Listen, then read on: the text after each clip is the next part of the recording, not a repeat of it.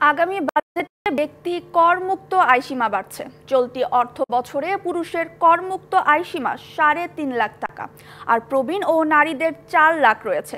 NBR সূত্রে জানা গেছে, এবার এই করমুক্ত আয়সীমা বাড়বে মূল্যস্ফীতির চাপে নাকাল মানুষের জীবনকে স্বস্তি দিতে বিভিন্ন মহল থেকে ব্যক্তি করমুক্ত আয়সীমা বাড়ানোর দাবি ওঠে। তাই ধনীদের উপর কর বাড়িয়ে মধ্যবিত্তকে মূল্যস্ফীতির চাপ থেকে সুরক্ষা দেওয়ার পরামর্শ দেন বিশ্লেষকরা।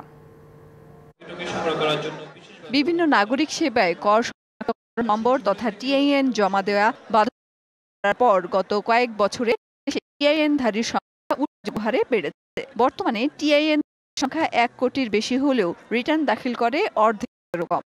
ওয়ালটন আবারও মিলিয়নিয়ার অফারে ওয়ালটন ফ্রিজ কিনে আপনিও হয়ে যেতে পারেন মিলিয়নিয়ার।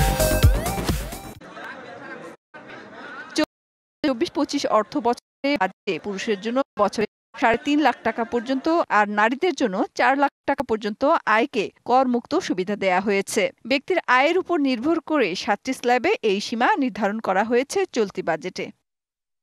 তবে বছর জুড়ে চড়া মূল্যস্ফীতির ফলে জীবনযাত্রার ব্যয়ের চাপে নাকাল সাধারণ মানুষ। তাই ব্যক্তি করমুক্ত আয়সীমা বাড়ানোর পরামর্শ গবেষকদের। এবার মহার্ঘ ভাতা বৃদ্ধি করে সেই বেশি করা হবে বলে বলা হচ্ছে ২০% হারে, কিন্তু সাধারণ যারা রয়েছেন সরকারি খাতের বাইরে তাদের কিন্তু সেইভাবে আয় বৃদ্ধি ঘটে না, বরঞ্চ প্রকৃত আয় কমে যায়। সুতরাং সেই দিক থেকে করমুক্ত আয়সীমা বৃদ্ধি করলে শুধু সরকারি না, বেসরকারি খাতে বা যারা কর জালের ভিতরে রয়েছেন তাদের সুবিধা হয়। এনবিআর কর্মকর্তারা বলছেন, এবার কিছুটা বাড়বে ব্যক্তির করমুক্ত আয়সীমা। এতে বিরাট সংখ্যক করদাতা করজালের বাইরে চলে যাওয়ার শঙ্কা রয়েছে। এক্ষেত্রে অন্য জায়গায় কর হার বাড়িয়ে তা সমন্বয় করা হবে। করমুক্ত আয়সীমা বাড়ানোর দাবিকে সমন্বয় করতে ধনীদের কর বাড়ানোর উপর জোর দিয়েছেন গবেষকরা। স্ল্যাবের মাধ্যমে একেবারে উচ্চ আয় যারা রয়েছে, যারা অতি ধনী যারা রয়েছেন, তাদের উপরে উচ্চ হারে কর এবং মধ্যবিত্ত কিছুটা স্বস্তি দেওয়ার সেই কাজটা করাটা জরুরি।